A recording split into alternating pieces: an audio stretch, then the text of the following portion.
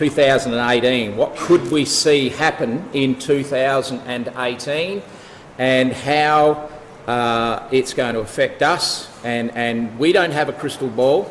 We have no crystal ball to be able to tell you definitively what's going to happen. We definitely know one event that's going to happen this year, if we are going to be privileged to see it as in our normal day-to-day lives as we are now, but we will witness it one way or another. But we could all be gone and taken by the Lord Jesus Christ when we perhaps witness that event. We'll talk about that in a moment.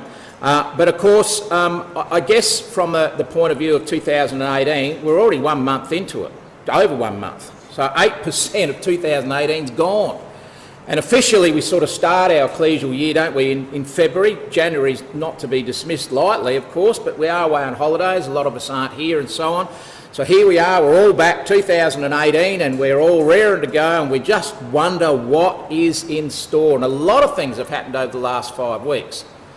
Now, Brother Steve gave an excellent talk at the end of 2017 on all the things that happened in 2017, and it was a real eye-opener. And of course, he probably could have spoken double the amount of time with the amount of events. As Brian has said, it's been a momentous year last year, and wonder what is going to be in store for us this year. It's going to be very interesting to see what will happen. The main thing is we need to be watchmen. We need to be looking out for the things that are going on, and we need to encourage each other and talk about them to each other. I was only speaking this morning, I think it might have been to Brother Dave Goodwin's here, and I was talking to him this morning about how things are unfolding at such a rapid event that we don't get caught up with talking about things anymore, because no sooner does some major thing happen, like for yesterday, for example, a Russian jet was shot down over Syria, made fairly reasonable headlines around the world, but not a lot in Australia, typical of Australia. And we think, wow, well, that's going to heat things up in Syria, in the Middle East. That's going to really make it quite interesting what's going to happen there. But bang, tomorrow something else will happen and we move on, and we don't get as excited as what we should when we see these things happen. When we see events happen, momentous occasions, things that do occur, we need to be excited, we need to talk to each other about it, and we especially need to be talking to these young people and our teenagers about it, because they're our interested friends, and we need them to be aware of what's happening and how they are living in far more momentous times than what we ever were as teenagers and growing up in the truth. So very important that we do that. So the quote we all know from Luke 21, Brian read it for us, that there's going to be a time when men's hearts will fail them for fear, for looking after those things which are coming upon the earth, for the powers of heaven shall be shaken. What things might we foresee as being things that will scare people, will cause fear to rise up in people's minds and hearts all over the world, particularly the Western world, but all over the world? What things might there be? Terrorism. That's been a real plague, and I guess that really the platform of terrorism really started in 9/11, 2001. That was the pinnacle moment of terrorism taking hold of us and striking fear into our hearts. I don't think terrorism's going to go away. I reckon that's definitely going to be one. Economic collapse. These are all beautiful. These are all the ones I had in mind. Don't you love it, Steve, when someone just rolls off the answers exactly as you want them? So we had terrorism, we had war, we've had economic collapse is a very good one. We'll have a look at that one tonight very briefly. I'm on notice not to go too long. Sorry? Unemployment, which will probably be hand in hand with economic collapse. All the different diseases and problems that are occurring in the world, and we've had that Ebola outbreak that occurred not long ago. They sort of got on top of that, but boy, if there's another one that breaks out in the world, it's going to cause all sorts of dilemmas and scary things that people are worried about. The environment, climate, the problems, the pollution, all of those things. Famine and starvation. Doesn't your heart go out to those people every time you see advertisements and you hear about, and you open up your papers and you see all of these starving kids that are really in an absolute terrible time and terrible trouble, and our hearts go out to them. We don't have the answer. Man doesn't have the answer. It's a band-aid we keep putting over them. A nuclear war, we're on the precipice, according to the Western world, of a possible outbreak of nuclear war with North Korea. 2018 started with the community of scientists and security advisors that painted the terrible picture of the doomsday clock. Now, has anyone ever heard of the doomsday clock? It's been going since... You've heard of that? Yep, it's good. It's been going since 1953.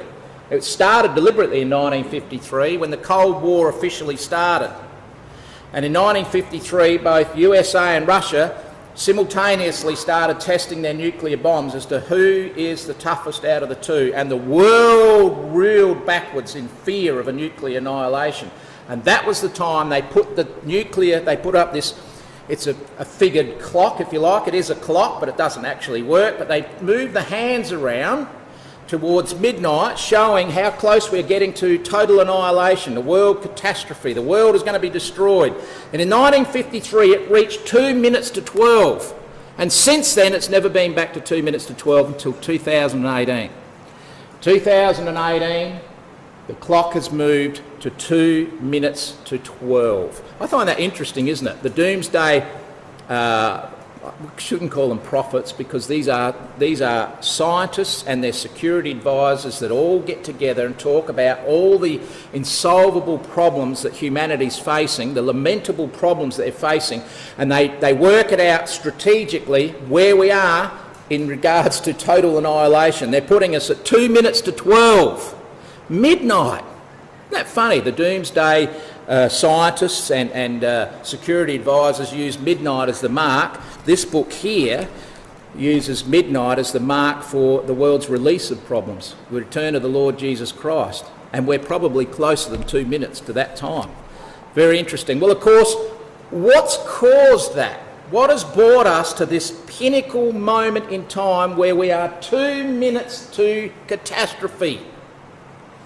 Well, perhaps we're going to see some of this stuff unfold. I like this little joke. You know, that says it all, doesn't it? Tim, this is the point you were making. You know, we got this two absolute school kids with both of them terrible hair, all right? And here they are holding the world at ransom, if you like, with their school kid attitude. Your move, he says, Rocket Man. And they paint each other up as if they're both fools, and then about right, they sort of are correct. But what they are doing, of course, is they've scared the world into thinking, how can all this power be invested in these two people that are bringing us closer and closer and closer to nuclear annihilation? Of course, it's gone a little bit quiet now, and the only reason why it has, as the commentators will tell you, is because of Winter Olympics. The Winter Olympics are coming up very shortly. North Korea wants to be involved in the Winter Olympics, so they're showing a few overtures of peace, just so they can have their team play in the games. I'm not sure they're going to win any medals, but whatever happens, you can be assured, I think, that 2018 will see another huge standoff develop sometime perhaps after the Olympics. And then you get this suggestion that, you know, President Trump is willing to press the button. Apparently, they made a lot about his little hands that he's got, and they say, yes, we do have a bigger nuclear button than North Korea, but thank goodness President Trump's hands are too little to activate it.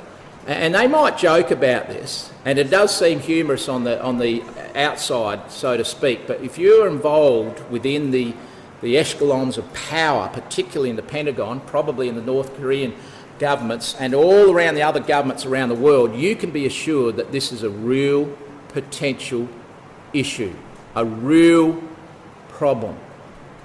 And Matthew 24 verse 6 says, in the last days there will be wars and constant talking about wars, rumours of wars. There'll always be constant talking about wars. And that is happening. We can see that happening. We can see these two men drawing the world's attention to their own egotistical ways of life that has the potential to destroy the world. And we've got this little nation, North Korea, not big at all on the scale of things. In fact, realistically, it's a weak nation. But they are rattling the sabre, so to speak, and saying, we are strong. We've got everything under control. And of course, we do have these wars and rumours of wars, this constant talking of wars. In fact, as I speak to you now, there's 25 major wars being waged around the world. 25. Wars being, major wars, not conflicts, these are wars that are going on around the world right now as we speak. Syria probably the main one. And of course we have this little nation of North Korea saying they are strong. Now I played this last year, some of you have seen it, I know, but I'm going to play it again. I hope you'll be able to hear it okay. This has taken off the 60 Minutes program. We all know the quotation in Joel 3 that says, you know, wake up the mighty men, let the mighty men of war draw near, draw near, draw near. In other words, come into focus on the Middle East. But he then goes on to say, and let the weak nation say, I am strong. Well, North Korea is fulfilling that prophecy absolutely beautifully at the moment. And I think they're going to continue to do that. They really think they are a strong nation. They could do a lot of harm, don't get me wrong. But they are fulfilling prophecy right before our very eyes. Now, just have a little look at this little clip from 60 Minutes, keeping in mind that statement there that says, let the weak say I am strong. Now, you may not hear this terribly well, but I'll get you to read if you can read it from the back, the subtitles that are on the screen as well.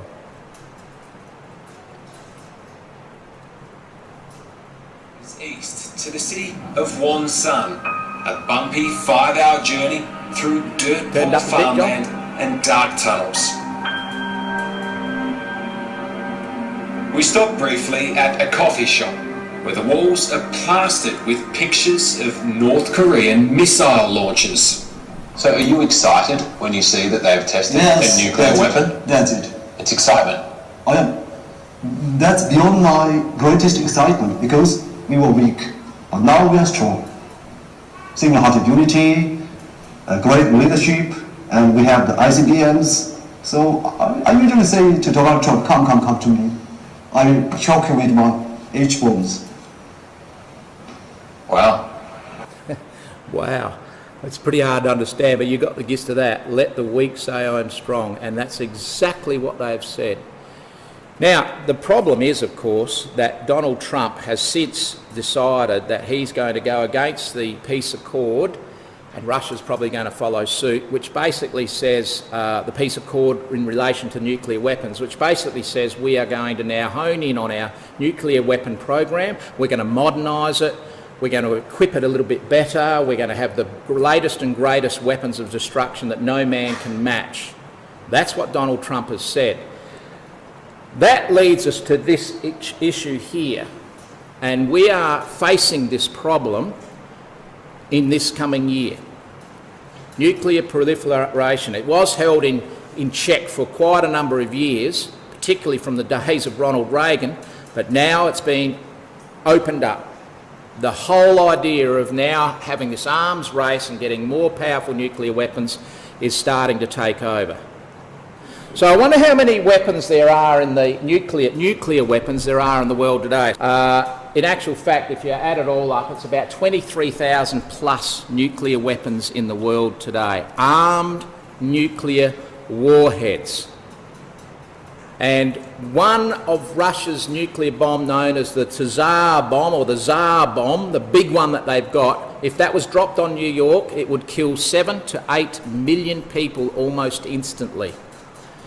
So you don't have to be Einstein to work out that if you've got 23,000 nuclear bombs, they could wipe out most of the Earth's population. You think of the rogue countries that have got nuclear bombs. You've got, of course, North Korea. You've got Pakistan.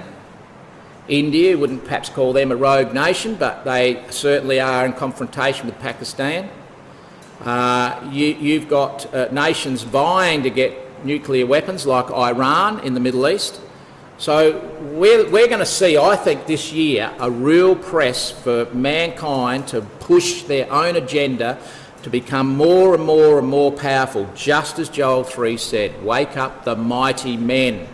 Let all the men of war draw near. They're all going to spend up big on armaments, and Trump's going to lead the way and make America great again with nuclear weapons. Quite incredible, really. 2018 could be a year of very tense standoffs indeed.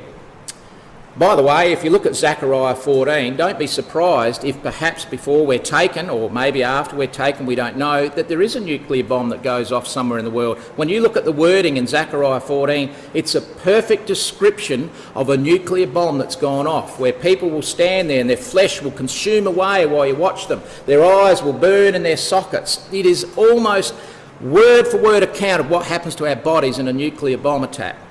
So it could well be a time when we're going to see something like this occur. Of course, the question is, and this is a good one for you young ones down the front here, will the earth ever be destroyed? You reckon it'll ever be destroyed? No, I can see you shaking your heads. It'll never be destroyed, will it? It's not going to be destroyed. No matter what mankind does, God will never let this world be destroyed, because he has promised us that he made this world for a reason. He created this world to be inhabited, and he's going to fill it with his glory. So we need not have any fear, but you could imagine people that don't have that hope, that don't have that knowledge, don't have that understanding, are going to be frightened. They are going to be frightened and fearful, and it's our duty to allay those fears and teach them what the Bible really is going to teach us, what the Bible says about the future. That's what our duty is. That's our responsibility. All right, let's move on. I think Tim also mentioned about economic collapse, unemployment, Freddie said, and all those things that are associated with the economy. At 3% interest, the United States of America pays $350 billion a year in interest only on the loans they have. America is only continuing on because they borrowed money. They are up to over $20 trillion in debt. That's hard to get your head around that. $20 trillion in debt. Now that's a picture there of what happens to a country when the economy collapses. That's a picture taken from Greece. In Athens, when the government decided to stop paying its bills and when they shut all the banks so people couldn't get their money out.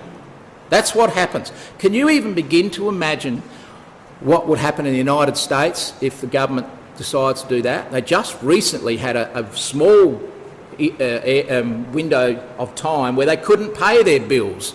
They needed the government to give the okay to print more money to pay their bills. And they got through it okay, but it's only Band-Aid till the next time it happens, and then the next time, then one day they're not going to be able to pay their bills at all. Then they'll shut the banks won't have any money, people can't get their money, people can't buy anything, their life suddenly changes, everything just falls down in a crumpling heap, and that will be manifold around the world.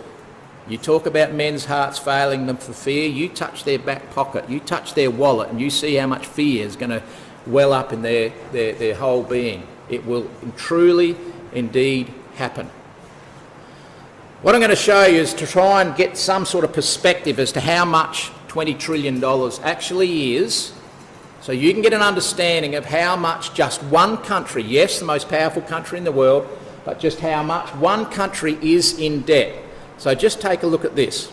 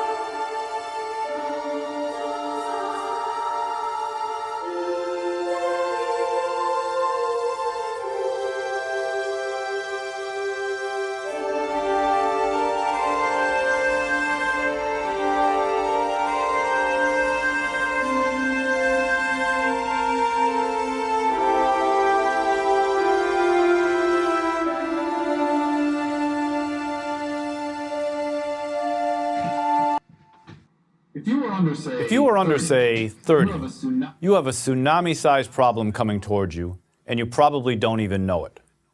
That killer wave is the national debt. Countries, like people, go into debt when they spend more than they have. You and I buy things with the money we earn. Governments buy things with money they get from taxes. When spending outstrips revenue, the government is in the hole. Right now, the hole is $17 trillion deep. This is an incomprehensible number. What is $1 trillion, let alone 17 or 20 trillion? Common analogies like you'd have to stack $1 bills 67,000 miles high to reach the current debt, though impressive sounding, don't help much if at all. So let's bring the problem down to earth. Right now, most investors believe the United States is a safe bet. They believe, in other words, that they'll get the money they loan to the U.S. back with interest. But this can't go on indefinitely. At some point, investors are going to say, you have too much debt. You're a bad risk. No more money. What happens then? Well, we don't have to guess. We can look at Europe, specifically Greece. Investors were happy to loan Greece money until 2010, when it finally dawned on them that Greece couldn't possibly pay them back. Almost overnight, Greece became a very bad credit risk, and the economy went into a death spiral.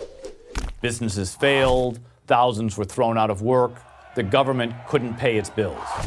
Germany and the other European economies had to step in and bail Greece out, but the Greeks suffered terribly.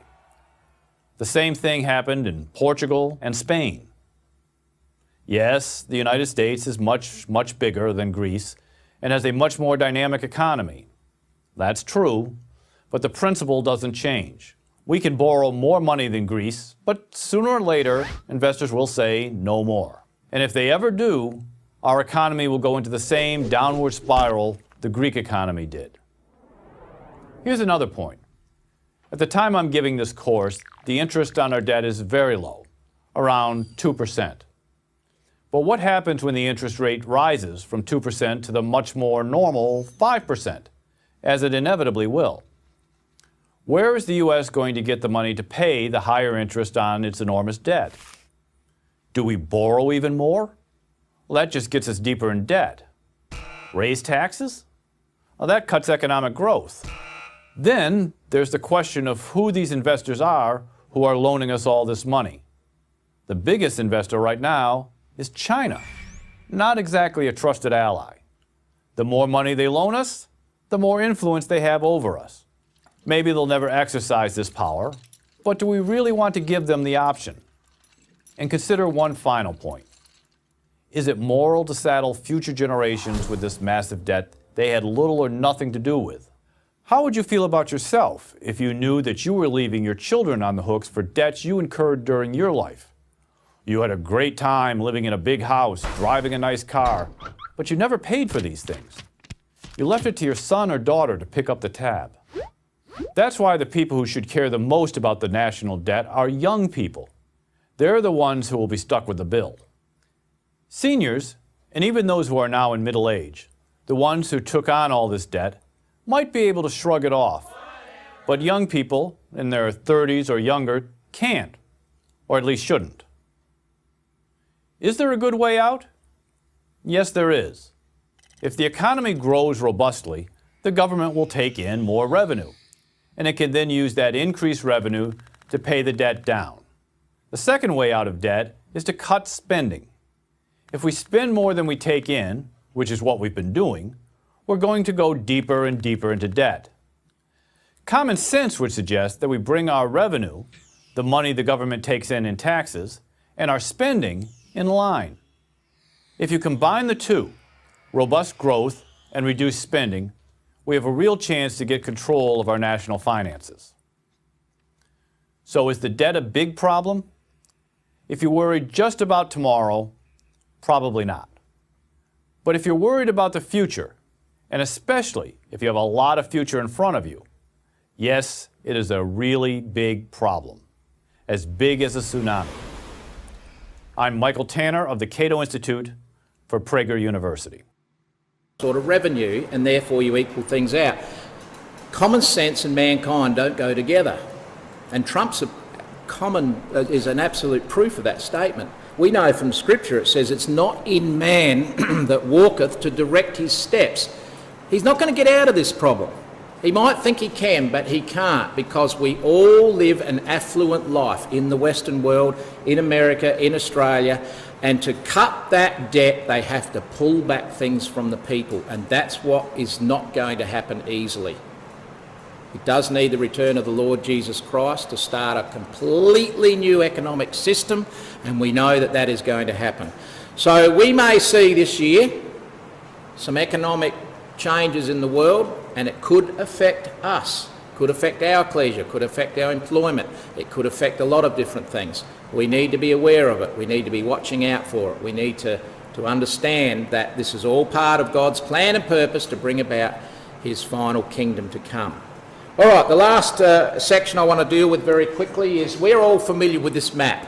This is the map that we know is basically foretold in Ezekiel 38 of all the nations, the confederate powers that will come down against Israel for battle. And of course we have the Western world there, the powers of Dedan and Sheba, which will be basically Britain and America behind the scenes, and all the young lions, the Australians, New Zealand, Canadians and so on, all part of that group as well. It's interesting to note, isn't it, that Russia at the moment does not have control of all those nations. They're not as the head of those nations, as the goad, as one at the top. So I'm going to throw out a question. The question would be, what do you think might get Western Europe on side with Russia a little bit more? I mean, it's really interesting. It's hard for me to understand that I'm going to wake up one day and Western Europe is going to be in the hands of Russia. There's various ways that could happen. Has anyone got any sort of ideas as to how that might happen?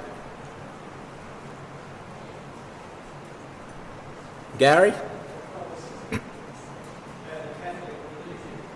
Religion? Okay, religion, combining of the religion, East and Western religion, Roman Catholicism, Russian Orthodox. That's definitely happening behind the scenes now, isn't it, Gary? It certainly is. Yep, what else? Of course, we all thought perhaps war, and that's still on the cards. Ukraine's still ready to fall, the Western Ukraine. Eastern Ukraine is almost in Russian hands. Crimea certainly is. There may well be that Russia is tempting and pushing their troops further and further right up to the borders of NATO, ready to try a military conflict. That could certainly go ahead. I mean, Russia, when you think about it, they could certainly turn the pressure on Western Europe coming up in winter. Western Europe 2018, it's cold there now, but if they start turning off the gas supplies, which they've done in the past, that could certainly put a lot of pressure for some of the Western European countries to capitulate across to the Russian way of thinking. You know, the person with the most influence on this planet is not Donald Trump. It's not Kim Jong-un. It's not the Pope. It's not Malcolm Turnbull. It's none of those people. The person with the most influence on this planet is Vladimir Putin. There's no doubt about that. He's been voted the most influential person on the planet for the last 4 years in a row, and he continues to show that. No secret either that he's going to rerun for be the next president of Russia. He wants to stand up and be counted yet again. So what could really set Europe against the West and side with Russia? Well, first of all, let's just take Turkey, for example. Now, we know from Ezekiel 38 that Turkey must fall into the hands of the Russians. They're a powerful country in the Middle East. You know, it's not going to be easy for Russia just to take over Turkey, militarily speaking. I don't think it'll happen militarily. I think it'll happen through stealth and through putting the arm around their brothers in Turkey and saying, we're with you, to forget the West, they're deserting you, NATO's deserting you, we're here to help you. Just have a look at this little clip that's not all that old. Have a look at this. Could we see Turkey fall into the Russian hands? And again, John, we will need the volume up a little bit for this one. Turkey's President Erdogan meeting with Russia's Vladimir Putin, leading to some fear. Turkey's President Erdogan meeting with Russia's Vladimir Putin, leading to some fear that the two countries may be getting together, a new alliance of sorts. Ambassador James Jeffrey is with us. Now, he's the former U.S. ambassador to Turkey. Mr. Ambassador, welcome to the program. Thank you for having me on. This must be very worrying to diplomats. Turkey is a NATO member, Russia is our adversary, and the two appear to be getting together with some kind of friendship alliance. What do you make of it? Well, Turkey and Russia have for a long time had an ambivalent love-hate relationship. Turkey is dependent upon Russia for 60% of its gas. Russia is responsible for Turkey's development of nuclear energy, and it goes on and on. So at times Turkey opposes Russia, for example in Syria with the Assad regime, and at times Turkey has been quite close to Russia within the context of being a NATO state. But this is that all changed. This, Go ahead. This cannot be good news for America or Europe, can it? That's a really good question, and you're right. It's not good news. I'm just trying to put it in context. Sure. It's not something totally new. Some of this is a recovery of the very chilled relations after the Turks shot down the Russian airplane in southern Turkey flying out of Syria. So some of that is recovery, but it is also has to be seen as a reaction to the coup attempt in Turkey. That not only Erdogan, the president, who has many traits that people don't like, but most Turks believe that this was sponsored by the Fethullah Gulen Islamic organization, which is headquartered in the United States. They think the United States was not sympathetic to the uprising against the coup that the Turkish people under Erdogan did. And they're very troubled by this. Putin, on the other hand, embraced Erdogan immediately after the coup. So that's part of the reason that Erdogan finds himself talking better relations with Putin. So here you have Turkey, which has 3 million migrants within its borders. They're threatening to unleash those migrants, send them to Europe to overwhelm the Europeans, and that would presumably be in Russia's interest too. They'd like to poke Europe, and that's how they could do it. That's a very dangerous situation, surely. Exactly, and the Europeans signed an agreement with Turkey that suddenly cut that terrible existential flow. Good news. Then the Europeans typically added human rights conditions that President Erdogan found objectionable, so he's threatening to cancel that. That would be playing into Putin's hands again. The ultimate reason for these refugees is, of course, Russia's behavior in Syria, which the Turks still oppose. That's important. That was not fixed at this meeting. Just seems like things are going downhill all over the place. Mr. Ambassador, thank you very much for joining us. And what a comment that is. Interesting too that we've just dealt with Turkey, but what about the rest of Europe, Western Europe in particular? What did they think of Donald Trump saying Jerusalem is going to be, or is now recognised, as far as the United States is concerned, Jerusalem is the capital of Israel? How did Western Europe cope with that? Well, of course, we know that there's a fight happening now, and that's going to continue on. We're going to see some pretty major stuff occur this year, I believe, over this particular comment about Jerusalem, over this particular aspect of Jerusalem. And we know that that's a Bible prophecy in itself. We know that Zechariah 12 says that Jerusalem will become a burdensome stone. It'll become so difficult for people to cope with and to control and to try and answer the perplexing problems about who Jerusalem really belongs to. Well, Western Europe totally, absolutely did not enjoy one bit about Trump saying Jerusalem is the capital of Israel. In fact, prior to Trump being elected, have a look at these blue nations. If you were under, say, 30, you have a tsunami-sized problem coming towards you, I don't know why that started, and you probably don't even know it. Pull that out. That killer is the national debt. Well, we'll soon stop that. Have a look at that comment there you can see that going in the background, don't worry. Have a look at that map there. The blue countries there are the countries of Europe that did not support Trump prior to the election. They supported Hillary Clinton, not Trump. The only one that did was Hungary. And of course, as soon as Trump made that announcement, this cartoon appeared that all of the United Nations, bar some of the African countries, it's a bit of a shame that even Australia abstained from voting in favour of what Trump said. and we had a message from Yuval. Rotem said, I'm sorry that I wasn't there basically to convince your parliament to vote yes in favour of Donald Trump's statement. But anyway, it's a slap in the face by the United Nations because, generally speaking, Jerusalem is a hornet's nest. It's going to cause so much angst and problem in the world, and we can already see this happening. It's going to be a difficult issue for the world to control. Donald Trump thinks he's going to be the ambassador of controlling the peace moves and movements in the Middle East, and particularly between Israel and Palestine, and he's got no idea about Bible prophecy. For those that would try to solve the problems of Jerusalem, it's like stirring a hornet's nest. It will become a very difficult issue to control, and we're seeing that. We're going to see more of that this year. I don't think that problem's going to go away, especially now that you had Mike Pence, when he just recently went to Israel, announced that before next year ends, 2019, and they are so desperate to do this in the first 4 years of Donald Trump's presidency, that they will move the US Embassy from Tel Aviv to Jerusalem. They are intent on doing that. You watch what happens when they go to lay the first brick there in Jerusalem. It will be interesting. Of course, while all this is going on, we got the most smartest, influential politician in the world who is controlling pretty well everything around the world, and arguably probably controlled the outcome of the election in America. And he said, while you were obsessed over Hillary Clinton's emails, he said, I installed a puppet as your president. He might not have said that, but that's how a lot of people are viewing it. He's a very happy man at the moment with what's going on in Europe, how that they're turning their back on America, how that they're slapping basically Trump in the face, and how Trump is really setting America up as an isolated country and making all of these rules and regulations the rest of the world don't like, immigration, all of these things.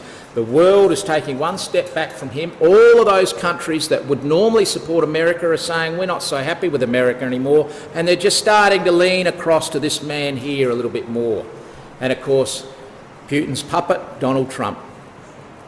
He's under investigation at the moment by the FBI. What becomes of that, we do not know. Whether he'll be impeached or not, I doubt it very much. They call him Mr. Teflon Man. He's been put there by God for a reason. I don't think we're going to see him rushed out. He's done a fair few things already to stir up the place, just as we would expect with Bible prophecy, but perhaps he's got a little bit more in him yet. I like this cartoon here. He gets me. That was the comment by Donald Trump. Oh, Putin, he gets me. He understands me. He gets me. And I love the little comment, Putin, by saying, yeah, I've got him, all right. I've got him. Well, last but not least, 70th anniversary of Israel coming up this year. The Western world will celebrate it in May 14th. Israel will celebrate it in April 16th to the 22nd, because their calendar's different from ours. They don't go by the Gregorian calendar, they go by their own Jewish calendar. Amazing place to be if you happen to be able to be over there during that time, I reckon. It'll be very interesting. April the 16th to the 22nd is going to be a big moment in Israel's history, celebrating 70 years as a nation. And we know, as we read, and Brian read it for us here in Luke 21, that when you see the fig tree starting to bloom and to blossom, to come out in leaf, then you need to know the end is near. The return of the Lord Jesus Christ is near. And so 70 years after the proclamation of David Ben-Gurion in the Independence Hall, just in the outskirts of Tel Aviv, when he made that announcement that we now have Israel as a nation, we are recognised as a nation worldwide after nearly 2,000 years of dispersion. We are a nation once again, the fulfilment of Ezekiel 37. And Christ says, this generation shall not pass away until all things be fulfilled. Now, what is a generation? Well, I know that I grew up thinking it was 40 years of generation in the wilderness. Well, that came and went in 1988. And then we said, oh, maybe it's not 40 years. Maybe it's a Jubilee period. Well, 1998 came and went. We speculated, didn't we? We were trying to put dates and times to Bible prophecies, which in itself can be a little bit of a danger. We've got to be very careful we don't try and predict the day or the hour. We know the time and we're living in that time, but we cannot pinpoint the day or the hour. And my reason behind that is, even though there is so much said in Daniel with times and seasons, you've got dates in Revelation, you've got the comments of the Lord Jesus Christ here, you meld them all together and you say to yourself, surely in the Bible somewhere it is there to be understood the day and the hour that the Lord Jesus Christ will return. No, that's not true. Because the Lord Jesus Christ, who had the greatest knowledge of this book, more than you and I will ever have, didn't know what the day or the hour was. Neither did the angels. And they could have read all those comments in Daniel. They didn't know. We don't know the day or the hour, and it's just as well we don't, because I tell you what, if it was me and I knew the Lord Jesus Christ was going to return on a certain day, sometime down the future, being flesh that I am, would probably say, well, you know what, I've got a bit more time to relax, and then when it gets closer to that day, I'll start doing every reading I can, I'll start doing all the things I should. That's what God does not want that. He wants us to understand that Christ could return tomorrow. We should be like that all the time in our life, prepared for his coming. So that understanding of a generation, I have heard it said just recently, and I think it's quite a reasonable one, that those that were born around the time of 1948, there will be those still alive when Christ comes.